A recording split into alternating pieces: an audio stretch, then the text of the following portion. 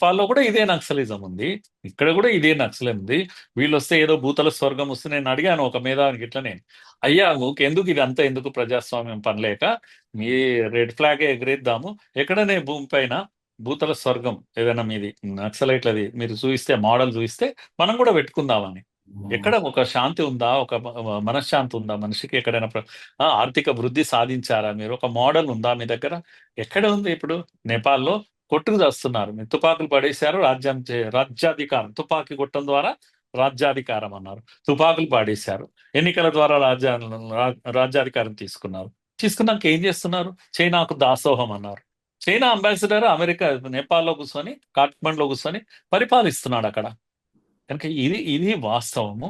భారత్ ఇందులో నుంచి నేర్చుకోవాల్సిన లెసన్స్ చాలా ఉన్నాయి మనకు. మన శ్రీలంకలో ప్రభుత్వాలు పడి మనం ఆదుకున్నాం శ్రీలంకను చివరికి. మనం వదిలేసి చైనా జత కట్టిన రోజే శ్రీలంకలో కథం అయిపోయింది. వాళ్ళకు తిండి గతి లేకుండా అయిపోయింది, బియ్యం లేకుండా అయిపోయింది. మన షిప్ ఇక్కడ నుంచి ఇండియా నుంచి వెళ్తే గానీ వాళ్ళ కడుపు నిండలేదు. $4 బిలియన్ వాళ్ళ అప్పు కట్టాం మనం ఒక దశలో. ఎన్ని దేశాలు వీళ్ళందరినీ మనం కాపాడుకుంటున్నాం. నేపాల్ కూడా అంతే, మన నుంచి విడిపోయింది, చైనాతో జతగట్టినప్పటి నుంచి వాళ్ళ కష్టాలు మొదలయ్యాయి. పాకిస్తాన్ కూడా ఇక్కడ మనతో ఎంతో బెనిఫిట్ స్నేహం. డౌట్ ఏంటంటే సార్, ఇప్పుడు శ్రీలంక అయిపోయింది, మన బార్డరింగ్ కంట్రీస్ శ్రీలంక, బంగ్లాదేశ్, పాకిస్తాన్ వాళ్ళ కబంధ హస్తాల్లోనే ఉంది. అండ్ ఇప్పుడు నేపాల్ కూడా ఉంది. అంటే ఇది ఇండైరెక్ట్ గా టార్గెట్ ఫర్ ది భారత్ అని అనుకోవచ్చా? భారత్ను టార్గెట్ చేయడం, భారత్ చుట్టూ ఒక ఒక వలయం ఏర్పరచుకుంటున్నారు. వాళ్ళ స్థావరాలు వాళ్ళకి కావాలి. భారత్ అతిపెద్ద దేశం, ఇక్కడ బలమైన దేశంగా ఎదుగుతుంది. అండ్ ఇంకొకటి, అన్నిటికన్నా బలూచిస్తాన్ లో ఓర్స్ ఉన్నాయని చెప్పి, అక్కడ పాకిస్తాన్ లో ఓర్స్ ఉన్నాయి, మేము అక్కడ మా మిలిటరీ యాక్షన్ ఉంటది బలూచిస్తాన్ మీద కూడా అని అంటున్నారు యుఎస్. ఎస్, యుఎస్ అది వదలరు పాకిస్తాన్. మీరు చూడండి, మీరు మర్చిపోకండి, అమెరికా అధ్యక్షుడు ట్రంప్ మనతో చాలా స్నేహంగా ఉన్నాడు. అసలు ఓసారి చూస్తే ఆశ్చర్యం వేస్తుంది, ఏంది వీళ్ళ స్నేహం ఇద్దరిది అని. అలా ఉన్నాడు. పాకిస్తాన్ మనతో యుద్ధం స్టార్ట్ అయ్యాక అమెరికా ఒక్కటే స్టేట్మెంట్ ఇవ్వలేదు. వాళ్ళు టెర్రర్ అటాక్ చేసినప్పుడు అమెరికా ఒకటి, చైనా కూడా ఇచ్చింది, తప్పు ఇలా చేయాల్సింది కాదు అని అన్నది, కానీ అమెరికా ఏమనలేదు. ఎందుకంటే వాళ్ళ ఎందుకంటే న్యూక్లియర్ అక్కడ ఉంది కదా సార్. ఎస్, వాళ్ళ న్యూక్లియర్ వెపన్స్ కాపాడాలి, అవి ఉమ్. చైనా చేతికి వెళ్తాయి, వాళ్ళిద్దరి మధ్యనే పోటీ ఉంది. అవుట్ రైట్ గా బయటకు వచ్చేసింది. వాడిని మునీర్ని తీసుకొచ్చుకున్నది, భోజనం పెట్టింది, ఇచ్చేసింది. కనుక మీరు మనల్ని కూడా అడిగింది, యుద్ధం ఆపేయండి, మీరు ఆపేయమని చెప్పండి, మేము చెప్తేనే ఆపారు కదా అంటే చెప్పలేదు. మనం బెట్టు చేశాం గట్టిగా, మన కాలం మీద మనం గట్టిగా నిలబడడం అక్కడి నుంచి స్టార్ట్ చేశాం. వాడు అతిగా చేయడం మొదలు పెట్టాడు, మనం కూడా అతిగానే స్పందించినాం. నథింగ్ డూయింగ్, నీ ప్రమేయం ఏమీ లేదు, వాడు కాళ్ళ బేరానికి వచ్చాడు, మేము ఆపేశామని చెప్పాం. ఆ రోజు నుంచి ఈ రోజు వరకు కూడా పిచ్చి పిచ్చి అన్ని చేస్తూ పోయాడు. చివరకు ఈ ఆంక్షలు, టారిఫ్ గీరిఫ్ అన్నాడు, 50% టారిఫ్ అన్నాడు, మనం ఎక్కడ తలొగ్గలేదు. మనం కూడా వేసాం కదా సార్ 40% టారిఫ్ ఇప్పుడు. మనం కూడా వేసాము. ఇప్పుడు కనుక జిఎస్టి, ఇప్పుడు మన ఫారెన్ కార్స్ అయినా సరే అండ్ ఎస్, లగ్జరియస్ ఐటమ్స్ ఏదైనా మనకి యుఎస్ నుంచే వస్తుంది కదా. ఎస్, వెహికల్స్, ఆటోమొబైల్స్ ఇవన్నీ మనం కూడా వస్తున్నాయి. ఇండైరెక్ట్ గా 40% వేసినట్టే కదా. మనం కూడా వేసినట్టే. కనుక అంటే తగ్గేదేలే అనే ఒక మెసేజ్ అయితే మనం ఇచ్చాం. ఇచ్చాకనే ఇప్పుడు మళ్ళీ ఆయన కూడా మెల్లగా చేంజ్ అవుతున్నాడు. నేను అనుకుంటా బహుశా ఈ నవంబర్ లోపలనే అన్ని సెటిల్ అయిపోతాయి మళ్ళీ ఎప్పటిలాగా. టారిఫ్ ట్రంప్కి అర్థమైపోయింది, ఈయనతో పెట్టుకోవడం వృధా అని అర్థమైపోయింది. కనుక గేర్ మార్చాడు. కనుక కానీ మనము ఇంకో నెరేటివ్ కూడా రన్ అవుతుంది సార్.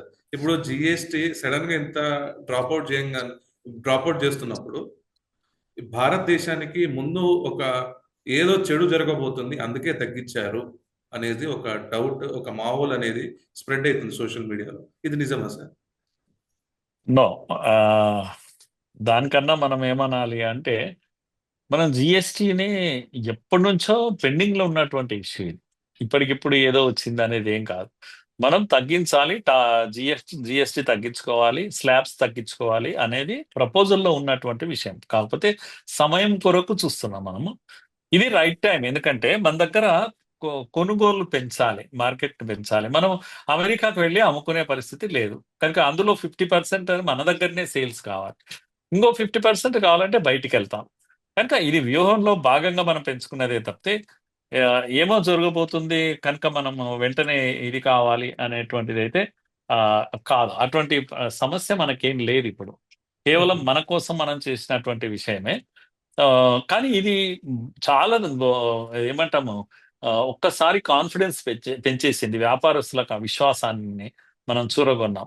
తర్వాత ఇప్పుడు జిఎస్టీ తగ్గించడం వల్ల ప్రభుత్వం ఇన్కమ్ తగ్గడం లేదు, ఇంకా పెరుగుతుంది. కనుక అవును. ఎక్కువ మందితో తక్కువ డబ్బులు తీసుకుంటాం మనం ప్రభుత్వం. అవును. సో ఇది ఆ, జరిగినటువంటి విషయం. Okay sir. సార్ ఇప్పుడు ఇది మన ఈ నేపాల్ ఇష్యూ కంక్లూడ్ చేసేసుకుందాం సార్ ఇది. దాని తర్వాత ఇంకో క్వశ్చన్. ఎస్. సో నేపాల్ కానీ, శ్రీలంక కానీ, బంగ్లాదేశ్ కానీ, పాకిస్తాన్ కానీ, మాల్దీవులు కూడా ఆ, చైనాతో వెళ్ళాయి. ఆ, అతిగా ప్రవర్తించాడు మోజో. ఇది వెంటనే ఒక చిన్న సెల్ఫీ చాలు లక్షద్వీప్ లో మన ప్రైమ్ మినిస్టర్ చేసిన ఒక్కదానికి వెంటనే ఈరోజు మాల్దీవ్స్ విపరీతమైన అప్పు చేసింది చైనాతో, డబ్బు కట్టలేని పరిస్థితి ఉంది. మాల్దీవ్స్ ను కూడా మనమే ఆదుకున్నాం. ఆ, దానికి కావాల్సిన బంగారు ఇది పెట్టి కష్టాల్లో ఉన్నప్పుడు చివరకు మాల్దీవ్స్ ను కూడా మనం ఆదుకున్నాం. అందుకే నేనేమంటున్నా అంటే చుట్టూ దేశాలు ఆ, కూలిపోతున్నప్పుడు కూడా, ప్రభుత్వాలు కూలిపోతున్నా వాళ్ళంతా కూడా వాళ్ళ ఉచ్చులో బిగించుకొని మనకు వ్యతిరేకంగా మారడం, తర్వాత మళ్ళా మన దగ్గరికే రావడం, వేరే గత్యంతరం లేక. ఇది ఒక ఒక పరిస్థితిని మనం చూస్తున్నాం. కనుక మనము ఈ చుట్టూ చిన్న చిన్న దేశాలను మనం కాపాడుకోవాల్సిందే, వాళ్ళు రియలైజ్ కావాల్సిందే. కానీ అన్నిటికన్నా ముఖ్యమైన విషయం మనం మర్చిపోకూడదు. దీన్ని ఎంజాయ్ చేయాల్సింది కాదు. నేపాల్లో జరుగుతున్న దాన్ని మనం ఆనందపడాల్సింది ఏం కాదు. బంగ్లాదేశ్లో కూడా మనం ఆనందపడాల్సింది కాదు. అక్కడ మన హిందువులను ఊచకోత కోశారు. కనుక మనం లెసన్స్ నేర్చుకోవాల్సిందే. మనము సోషల్ మీడియాలో అందరికన్నా యాక్టివ్ గా ఉండేవాళ్ళం మనమే ప్రపంచంలో. ఇంకా ప్రైమ్ మినిస్టర్ దగ్గర నెక్స్ట్ అంటే గవర్నమెంట్ ఏమొస్తుంది సార్ అక్కడ? మళ్ళీ రాజులు పరిపాలిస్తారా, లేకుంటే డెమోక్రసీ ఆఫ్ గవర్నమెంట్ ఉంటుందా? అక్కడ ప్రతి సంవత్సరం 2 సంవత్సరాలకి ప్రభుత్వాలు మారుతూనే ఉన్నాయి. మారినప్పుడల్లా కూడా ఏమంటాం, కాంబినేషన్స్. కాంగ్రెస్ మొదటి నుంచి అక్కడ బలంగా ఉన్న కాంగ్రెస్ కదా పార్టీ. సార్, మన ఆ, రాజులు ఎవరైతే గతంలో ఉన్నారో రాజవంశస్థులు వారు రాజ మళ్ళీ ఆ, డైనాసిటీ. రాజరిక వ్యవస్థ రాకపోవచ్చు ఇప్పట్లో. ఆ, దానికి మెజారిటీ దొరికే అవకాశం లేదు.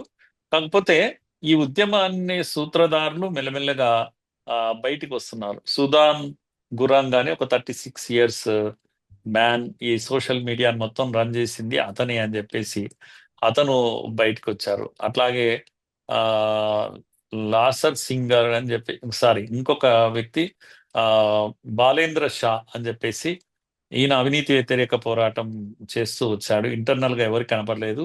ఎన్జిఓస్ నడుపుతుంటాడు, ఎన్జిఓ నాయకుడు ఇతను కూడా బయటకు వస్తున్నాడు. మెల్లగా వీళ్ళు ఎమర్జ్ అవుతున్నారు అక్కడ లీడర్స్ గా. అంటే మళ్ళా అగైన్ కంబైన్డ్ గా అందరితో కలిసి, అంటే వీళ్ళ పాత వాళ్ళని ఎవ్వరిని రానివ్వలేదు. కమ్యూనిస్టులను వద్దంటున్నారు అక్కడ ప్రజలు. ఆ పాత కాంగ్రెస్ పార్టీ ఉంది, దాన్ని వద్దంటున్నారు. కనుక ఏది రాకుండా ఈ కొత్త నవతరం వాళ్ళు ముందుకు వస్తారేమో బహుశా. కొందరు చీఫ్ జస్టిస్లు, జడ్జెస్ పాత వాళ్ళు అందరు కూడా కలుస్తున్నారు. అలాంటి ప్రభుత్వం ఏదైనా ఏర్పాటు తాత్కాలిక, కానీ ఒకటి మాత్రం, ఆర్మీ కంట్రోల్ వచ్చేసింది కంప్లీట్ గా.